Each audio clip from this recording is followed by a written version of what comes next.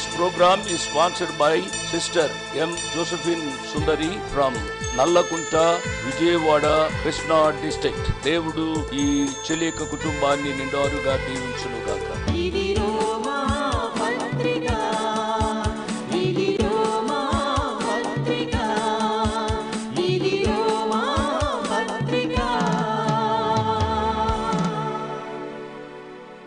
ప్రియ శ్రోతలకు, వీక్షకులకు అందరికీ శుభాశీస్సులు. దేవుడు తన వాక్య సమృద్ధి చేత ఈరోజు మనందరినీ దీవించునుగాక. ఎలా ఉన్నారమ్మా? ఎలా ఉన్నారు బాబు? ఇంటిల్లపాది దేవుని వాక్యాన్ని వినాలి. తద్వారా జీవితాలను సరి చేసుకోవడానికి అవకాశం ఉంటుంది. కాబట్టి సమయానికి రమ్మని చెప్పండి. దేవుడు తన వాక్యం ద్వారా మనతో మాట్లాడుతున్నాడు. ముఖ్యంగా యవ్వన బిడ్డలు దేవుని వాక్యాన్ని వినాలి అనేది నా ఆశ. ఎందుచేతనగా ఈ దినాల్లో యవ్వన వ్యవస్థ చెడిపోయింది. యవ్వనస్తులు ఇష్టానుసారంగా తిరుగుతున్నారు. ఇంట్లో తల్లిదండ్రుల యొక్క వేదన వారికి అర్థం కావడం లేదు. తల్లిదండ్రులు ఎంతగా మదన పడుతున్నారో, ఎందుకు కనాన్రా వీణ్ణి అన్నట్టుగా తల్లిదండ్రులు బాధపడటం నాకు తెలుసు. కొంతమంది బిడ్డలు నాతో మాట్లాడుతూ ఉంటారు, అన్న లేక అంకుల్ వాడు కొరకు ప్రార్థన చేయండి. చిన్న వయసులోనే వాడు త్రాగుడుకు అలవాటు పడ్డాడు, చిన్న వయసులోనే వాడు పాపములో జీవిస్తున్నాడు, ఏమైనా అంటే వాడు ఇల్లు వదిలి వెళ్ళిపోతాడు. ఇట్లా ఉన్నాయి పరిస్థితులు. కాబట్టి దయచేసి మా కుటుంబం కొరకు ప్రార్థన చేయండి అని వాపోయే చెల్లెండ్రు, తమ్ముళ్ళు ఎంతోమంది ఉన్నారు. ఏ కారణం చేతనైనా వాక్యాన్ని వినడానికి వచ్చిన నా ప్రియ బిడ్డలారా, యవ్వన బిడ్డలారా, ఈ మాటలు దయచేసి వినండి. మీ ముందు ఉజ్వల భవిష్యత్తు ఉంది. దానిని మీ చేతుల్లోనికి తీసుకోవాలి.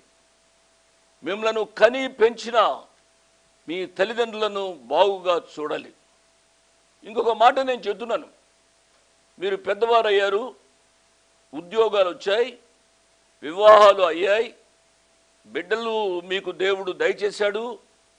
ఇటువంటి సుఖక్షేమాల మధ్య మిమ్మలను కన్న తల్లిదండ్రులను మర్చిపోవద్దు. మీ తల్లిదండ్రులు ఇప్పుడు వృద్ధాప్యంలో ఉండవచ్చు.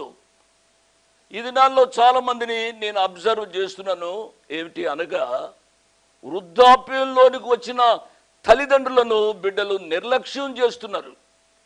ఆ తల్లిదండ్రులు ఎంత మదన పడుతున్నారో ఆలోచించాలి. నేను వీడి కొరకు ఎంతో త్యాగం చేశాను, నా జీవితం అంతా వీడి కొరకు లేక ఈమె కొరకు నేను దానం చేశాను. ఇప్పుడు నాకు పట్టెడు అన్నం పెట్టడానికి వాళ్ళకి కుదరడం లేదు అని చెప్పి చాలామంది తల్లి తండ్రులు వారి హృదయంలోనే కృంగిపోతున్నారు. ఈ మాటలు మీకు ఎవరు చెప్పి ఉండకపోవచ్చు. ఈ టీవీ పరిముఖంగా ఒక దైవదాసునిగా నేను చెబుతున్నాను, దయచేసి దేవుని మాటకు విధేయులు కండి. ఇవి నా మాటలు కాదు, దేవుని మాటలుగా, దేవుని పక్షముగా నేను మాట్లాడుతున్నాను. నా మాటలు మీరు అర్థం చేసుకుని మిమ్మల్ని కని పెంచిన తల్లిదండ్రులను వృద్ధాప్యంలో బాగుగా చూడమని మిమ్మల్ని హెచ్చరిస్తూ ఉన్నాను. మంచిది. ఇంట్లో ఆయా పరిస్థితుల్లో ఆర్థిక ఇబ్బందులు మిమ్మల్ని కృంగింపజేస్తూ ఉండవచ్చు. పేదవారు కావచ్చు, మధ్య తరగతి వారు కావచ్చు, మీ వెనుక ఉన్నవారు అప్పులు చేస్తూ వారు జీవితాన్ని చాలించి ఉండవచ్చు. ఆ అప్పుల భారమంతా మీ మీద పడి ఉండవచ్చు. నా ప్రియ బిడ్డలారా, ఇటువంటి పరిస్థితులు మిమ్మలను కృంగింపచేస్తూ ఉంటాయి. ఆల్రెడీ అప్పులున్నాయి, అప్పుల మీద మరి ఇంకా వడ్డీ మీద వడ్డీకి, చక్రవడ్డీకి అప్పులు తెచ్చి మీ జీవితం మీద భారాన్ని వేసుకోవద్దు. కుటుంబ పరిస్థితులు ఇంత విభిన్నంగా ఉన్నాయి కాబట్టి దయచేసి కుటుంబంలో అడ్జస్ట్మెంట్స్ చాలా అవసరం. దీనిలో భార్య భర్తల యొక్క పాత్ర ఎక్కువగా ఉంటుంది. కొన్ని కుటుంబాల్లో భర్తలు చాలా జల్సగా ఉంటారు. చేసుకున్న భార్యను వదిలిపెట్టి వేరొక స్త్రీని వారి జీవితాల్లోనికి తీసుకొని జీవితాన్ని చాలా నష్టానికి తెచ్చుకుంటారు. నువ్వేమని ప్రమాణం చేసావయ్యా? ఏమని ప్రమాణం చేసావమ్మా? నా జీవిత పర్యంతము నేను చనిపోయే వరకు నీతోనే కాపురం చేస్తాను అని ప్రమాణం చేసావు కదూ. నీ మెడలో ఆయన మంగళసూత్రం కట్టాడు కదూ. ఒకవేళ కొన్ని సంఘాలలో మంగళసూత్రం కట్టకపోవచ్చు, నీ చేతికి ఉంగరం పెట్టింది కదూ. కొన్ని సంఘాలలో ఈ అలవాటు లేకపోవచ్చు. మంగళసూత్రంపై ఉంగరంపై కాదు నీ యొక్క వివాహ బాంధవ్యం ఉండేది. నీ హృదయంతరంగంలో నీ భర్తకు నమ్మకంగా ఉండాలి, నీ భార్యకు నమ్మకంగా ఉండాలి. నా ప్రియ ఆడబిడ్డలారా, మీ భర్తలకు విధేయులు కండి. ప్రియ మగబిడ్డలారా, మీ భార్యలను ప్రేమించండి. మీ దాంపత్య జీవితంలో అనేకులకు ఆశీర్వాదకరంగా ఉండునట్లు జీవించుమని మనవి చేస్తున్నాను. కొంతమంది వారి యొక్క కుటుంబ జీవితాల్లో మానసిక ఒత్తిడులకు తట్టుకోలేక ఆత్మహత్యలు చేసుకుంటున్నారు.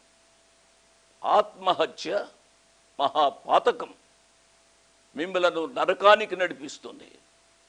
ఎన్నడూ అటువంటి పిరికి పందలుగా ఉండవద్దు.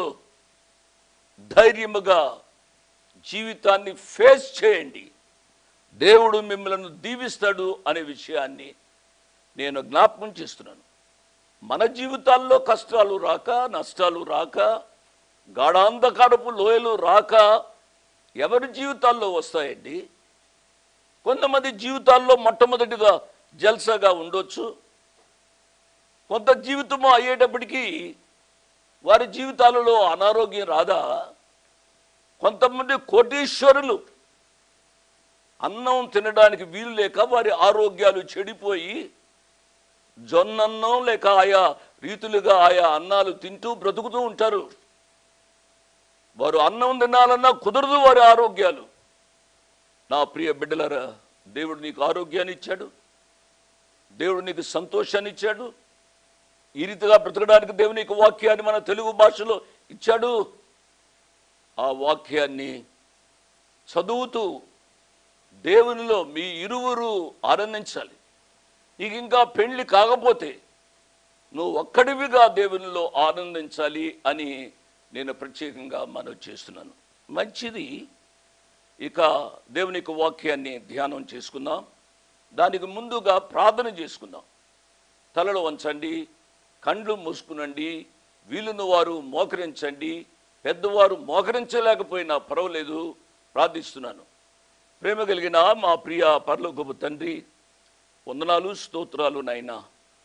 ఈ రాత్రి వరకు ఈ బహుభయంకరమైన వేసవి కాలంలో మమ్మలను సజీవంగా ఉంచినందుకై వందనాలు, స్తోత్రాలు ప్రభువా.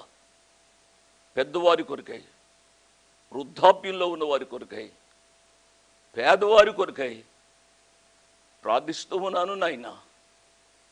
నాయనా, తాటాకు ఇళ్ళు ఉంటాయి నాయనా, ఇంటి మీద ఆకు సరిగ్గా ఉండదు, ఎగిరిపోయి ఉండి ఉంటుంది. వేడి మీకు తట్టుకోలేక మా ప్రియులు జీవిస్తూ ఉంటారు ఆయా ప్రాంతాల్లో. ప్రియ ప్రభువా, మా బిడ్డలను కనికరించండి నాయనా. నాయనా, గత దినంలో inter first year, second year results వచ్చాయి. పాస్ అయిన బిడ్డలందరిని బట్టి మీకు స్తోత్రాలు నాయనా. ఎవరైనా 1 or 2 సబ్జెక్ట్స్లో ఫెయిల్ అయి ఉంటే వారు కంగారు పడక, ఏమైనా అనవసరమైన కార్యాలకు పూనుకొనక వారు మరలా చదువుకొని సెప్టెంబర్లో లేక అక్టోబర్లో పరీక్షలు కట్టి మంచి మార్కులతో పాస్ అయ్యే కృప దయచేయమని అడుగుతున్నాం ప్రభు. ఇంకా ఎంసెట్ కొరకు సిద్ధపడుతున్న బిడ్డల కొరకై ప్రార్థిస్తున్నాం. మా బిడ్డలు మంచి ర్యాంక్స్లో ఉత్తీర్ణులు కావడానికి సహాయపడండి నాయన. ఈ బహుభయంకరమైన వేసవి కాలంలో ప్రభువా మా రాష్ట్రాన్ని కనికరించండి, కృప చూపించండి ప్రభువా. మా ఇంటిని మమ్ములను మీకు అప్పగించుకుంటూ మీ కుమారుడు మా రక్షకుడు యేసు ప్రభు వారి యొక్క పుణ్య నామమున స్తుతించి ఘనపరిచి వేడుకుంటున్నాము తండ్రి, ఆమెన్. ఈరోజు మన ధ్యాన భాగము రోమీలకు రాసిన పత్రిక 2వ అధ్యాయము 17వ వచనము నుంచి. నీవు యూదుడవని పేరు పెట్టుకుని ధర్మశాస్త్రమును ఆశ్రయించి దేవుని యందు అతిశయించుచున్నావు కావా, ఆయన చిత్తమెరిగి ధర్మశాస్త్రమందు ఉపదేశము పొందిన వాడవై శ్రేష్టమైన వాటిని మెచ్చుకొనుచున్నావు కావా, జ్ఞాన సత్య స్వరూపమైన ధర్మశాస్త్రము గలవాడయుండి నేను గుడ్డివారికి త్రోవ చూపువాడును, చీకటిలో ఉండు వారికి వెలుగును, బుద్ధిహీనులకు శిక్షకుడను, బాలురకు ఉపాధ్యాయుడునై ఉన్నానని నీ అంతటా నీవే ధైర్యము వహించుకొనుచున్నావు కావా. ప్రియులారా, మీలో కొంతమంది క్రైస్తవులుగా ఉండవచ్చు. క్రైస్తవుడు అయినంత మాత్రం చేత నువ్వు ఏదో పరలోకానికి వెళ్తావు అనే గ్యారంటీ లేదు. క్రైస్తవ కుటుంబంలో పుట్టావు కాబట్టి క్రైస్తవుడు అయ్యావు. కొంతమంది క్రైస్తవేతరులు నీకంటే చాలా చక్కగా జీవిస్తారు. నాకు చాలామంది క్రైస్తవేతరులు తెలుసునండి. నేను చదువుకున్న దినాల్లో క్రైస్తవేతరులైన ఫ్రెండ్స్ నాకు ఉండేవారు. బీఎస్సీ చదువుతున్నప్పుడు కానీ ఇంజనీరింగ్ చదువుతున్నప్పుడు కానీ వారు ఎంత నిష్ఠగా ఉండేవారు. వారు యేసు ప్రభు అనే మాట వారి నోటిలోంచి రాదు, కానీ చాలా భక్తిగా వారు జీవించేవారు. క్రైస్తవులు ఈ దినాల్లో క్రీస్తు పేరుకు తగ్గట్టుగా వారు జీవించడం లేదు. నేను పదే పదే చెబుతూ వస్తున్నాను, వీడెప్పుడు చూసినా ఈ రీతిగానే చెబుతాడు అని మీలో కొంతమంది చికాకు పడుతూ ఉండవచ్చు, నా ప్రోగ్రాము చూడకుండా ఉండవచ్చు. ఎందుకు అనగా గుడిలో ఆరాధన జరుగుతుంది, బయట మీరు సిగరెట్లు కాలుస్తూ ఉంటారు. గుడిలో ఆరాధన జరుగుతుంది, వీరి ఇష్టానుసారంగా ప్రక్కన హోటల్లో కూర్చుని కబుర్లు చెప్పుకుంటూ ఉంటారు. ఇవి ఈ దినాల్లో జరిగే ఆరాధనలు. నా ప్రియులరా, ఈ దినాల్లో చూస్తే కొన్ని సంఘాల్లో విపరీతంగా జనం ఉంటున్నారు. ఎక్కడిది జనం? ఆ సంఘ కాపరి వీళ్ళందరినీ ఆధ్యాత్మికంగా ఆ సంఘానికి నడిపించాడా? నడిపించలేదు. వేరొకరి సంఘంలో ఉన్న మనుషులను వీరి దగ్గరకు ఆకర్షించి ఆ స్థానిక సంఘాలను పాడు చేస్తున్నారు. నాతో చాలామంది ప్రియ తమ్ముళ్ళు పాస్టర్స్గా ఉన్నవారు మాట్లాడుతూ ఉంటారు, అన్నా మా ఇల్లు పేడతో అలుగుతాము, తదుపరి కొన్ని సామాన్లు సర్ది ఇక్కడ ఆరాధన పెడుతున్నాము. కొద్దిగా బాగానే వచ్చేవారు, కానీ ఈ మధ్య రావడం లేదు. ఎందుకు రావడం లేదు తమ్ముడు? ఎందుకు రావడం లేదు వారంటే, అక్కడక్కడ చాలా సంఘాలు వెలిశాయి. వారి సంఘాలలో కుర్చీలు వేస్తారు, వారి సంఘాలలో వెళ్ళిన వెంటనే టిఫిన్ పెడతారు, వారి సంఘాలలో చాలా సౌకర్యాలు ఉంటాయి. అందుచేత మాలాటి చిన్న సంఘాలన్నీ బలహీనపడుతూ ఉన్నాయి. ఇది ఎంతవరకు సత్యమో ఒక దైవజనుడు చెప్తున్నాడు కాబట్టి నేను చెప్తున్నాను. నా ప్రియ బిడ్డలారా, ఇది ఆధ్యాత్మిక బలం కాదు, ఇది వాపు. మా పల్లెటూరులో కొంతమంది చాలా లావుగా ఉంటూ ఉండేవారు. ఏమిటి ఇది, బలమా వాపా అని అంటే అది బలం కాదు, అది వాపు. బెరీ బెరీ అనే జబ్బు వచ్చింది వాడికి. నా ప్రియ బిడ్డలారా, సంఘాల పరిస్థితి ఆ రీతిగా ఉంది. దయచేసి సంఘాలను చూడవద్దు, సంఘానికి అధిపతి అయిన యేసు ప్రభు వారిని చూడాలి. యేసు ప్రభు వారిలో జీవం ఉంది, సంఘ కాపరిలో జీవం లేదు. కొంతమంది సంఘ కాపరులు డబ్బుల కొరకు సేవ చేస్తున్నారు. కొంతమంది సంఘ కాపరులు వ్యక్తిగత జీవితము బాగుగా ఉండటం లేదు. నేను చెప్పాను కదా, మా సంఘ కాపరికి ఎయిడ్స్ వ్యాధి వచ్చిందండి, ప్రార్థించండి అని నన్నే అడిగారు. సంఘ కాపరికి ఎయిడ్స్ వ్యాధి ఏమిటి? సంఘంలో వచ్చిన స్త్రీలను చూస్తూ ఉంటే నీకు సోదరీలు అనిపించడం లేదా? అటువంటి దుర్బుద్ధ నా ప్రియులారా ఆలోచించాలి. నువ్వు యూదుడు అని పేరు పెట్టుకున్నావు, ధర్మశాస్త్రాన్ని ఆశ్రయించి దేవుని యందు అతిశయించుచున్నావు కావా? ఆ కాలంలో యూదులు వారి జాతిని బట్టి గర్వించేవారు.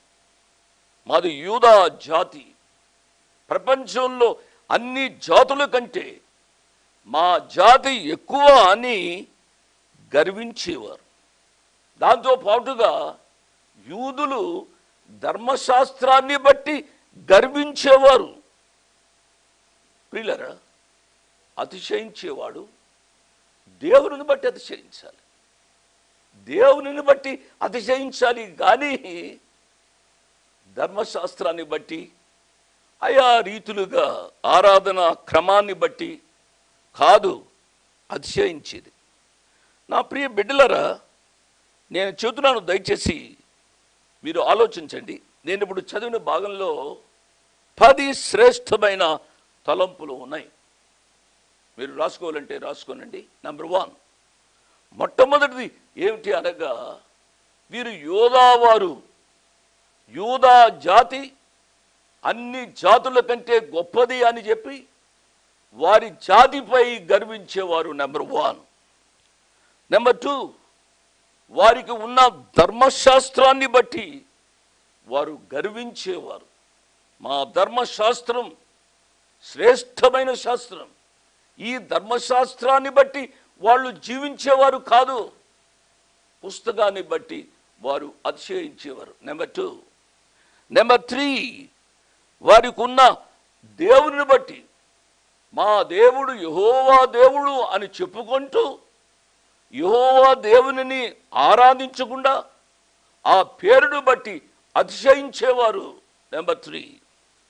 నెంబర్ 4, వారు మా దేవుడు తన చిత్తాన్ని తెలియపరుస్తాడు అని వారు గర్వించేవారు.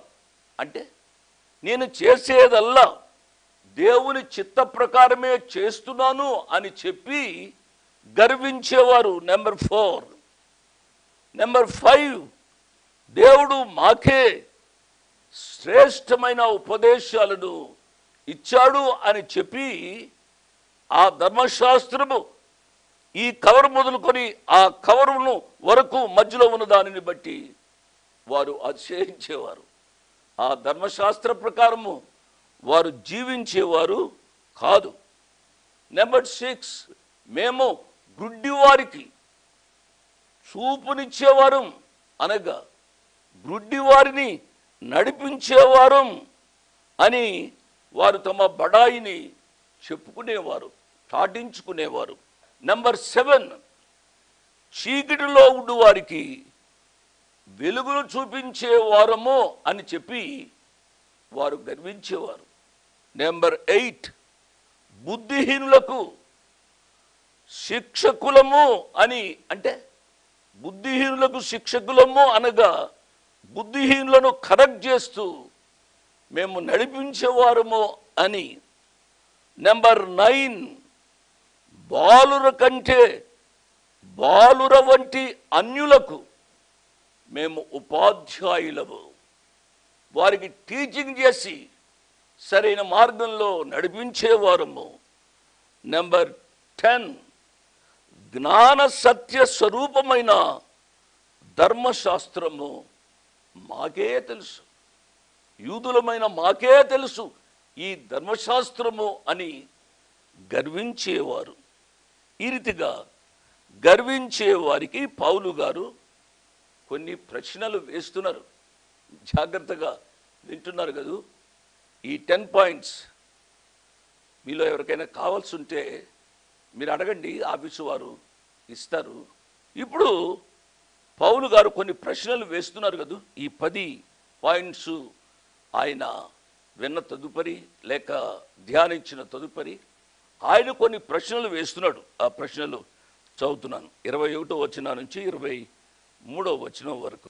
ఎదుటి వానికి బోధించు నీవు, నీకు నీవే బోధించుకొనవా? దొంగిల వద్దని ప్రకటించు నీవు, దొంగిలదవా? వ్యభిచరింపవద్దని చెప్పు నీవు, వ్యభిచరించదవా? విగ్రహములను అసహించుకొని నీవు గుళ్ళను దోచెదవా? ధర్మశాస్త్రమందు అతిశయించు నీవు, ధర్మశాస్త్రము మీరుట వలన దేవుని అవమానపరిచెదవా? ఈ వచనాల్లో పౌలు గారు 3 పాపాలు ఇక్కడ బయలుపరిచారు. మీరు జాగ్రత్తగా వినాలమ్మా. బైబిల్ అనగా సంపూర్ణంగా ఫుల్గా దేవుని మాటలు రాయబడిన గ్రంథం. ఈ గ్రంథంలో ఏ అక్షరమైనను ఏ పుల్లైనను వృధాగా తీసుకోవడానికి వీల్లేదు. చాలా జాగ్రత్తగా చదవాలి, ధ్యానించాలి. మన యొక్క మెదడులోనికి వీటిని తీసుకోవాలి. తీసుకున్న దాని ప్రకారం జీవించాలి. జీవించిన నాడే ఈ యొక్క పరిశుద్ధ గ్రంథంలోని సత్యాలు మనకు అర్థమై అనేకులకు మనం ఆశీర్వాదకరంగా ఉంటాం. 3 పాపాలు బయలుపరిచారు పౌలు గారు అన్నాను కదా. నెంబర్ 1, ఇతరులకు వ్యతిరేకముగా చేసే పాపం. అంటే మనము ఇతరులను పాడు చేస్తూ ఉంటాం. అంటే వాడట్లా వీడిట్లా, ఆమట్లా ఈమిట్లా అన్నట్టుగా వారి యొక్క జీవితాల మీద చాడాలు, వారి యొక్క జీవితాల మీద చాడీలు కొండాలు చెప్పి వారి జీవితాలను పాడు చేస్తూ ఉంటాం. జాగ్రత్తగా ఆలోచించాలి. ఎన్ని కొంపలు నీవు ముంచావు, ఎన్ని ఇండ్లను పాడు చేశావు, ఎంతమంది మీద చాడీలు చెప్పావు. దేవుని వాక్యం చెప్పే కాపరులే, నువ్వు కాపరువు కావచ్చు, పెద్ద బోధకుడు కావచ్చు, నీవు ఎవరివైనా సరే ఇతరుల మీద చాడీలు చెప్పడానికి వీల్లేదు. నెంబర్ 1. నెంబర్ 2, ఇతరులకు వ్యతిరేకముగా చేసే పాపం.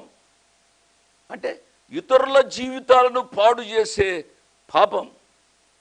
ముఖ్యంగా అందులో 2 బహుభయంకరమైన పాపాలు. ఒకటి వ్యభిచారం. నీకు పెళ్ళయిందా?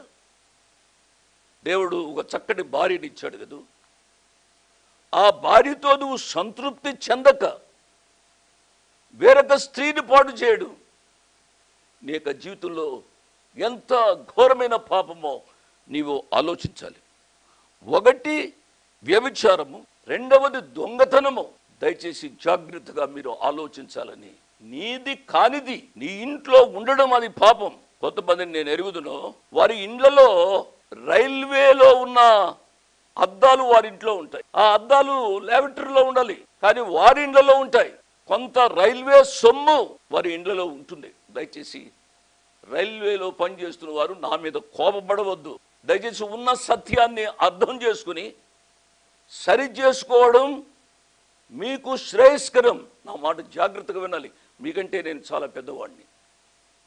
ఎందుచేతనగా మీరు ఆ రీతిగా చేస్తారు. ప్రస్తుతానికి బాగానే ఉంటుంది. నీవు రైల్వే అద్దం తీసుకుని వచ్చావు. ఈ కుమారుడు రేపు ఏం చేస్తాడో నువ్వు ఆలోచించాలి. నీ బుద్ధే వాడికొస్తుంది. నువ్వు చేసింది చిన్న దొంగతనమే, వాడు చేసేది చాలా జాగ్రత్తగా ఆలోచించుమని ప్రభు పేరిట నేను మనవి చేస్తున్నాను. నెంబర్ 1, ఇతరులకు చేసే పాపం అంటే ఇతరులకు అన్యాయం చేసే లేక వ్యతిరేకముగా చేసే పాపం నెంబర్ 1. నెంబర్ 2, నీకు నీవుగా వ్యతిరేకం చేసుకునే పాపం. ఇదే దేవుని ఉగ్రతకు కారణమవుతుంది. నెంబర్ 2. నెంబర్ 3, దేవునికి వ్యతిరేకముగా చేసే పాపం.